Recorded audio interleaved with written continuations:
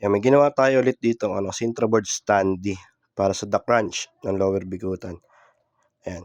May ilan nagtanong sa akin bakit daw ganito yung ginagawa ko na standy. Kasi ganito yung likod niya. Ayan. Medyo makapal siya. Tapos ayan. Ganyan siya pag nakatayo. So yung reason kung bakit straight siya, ayan, nakikita mo straight siya. Pa-straight lang siya, hindi naka-slant.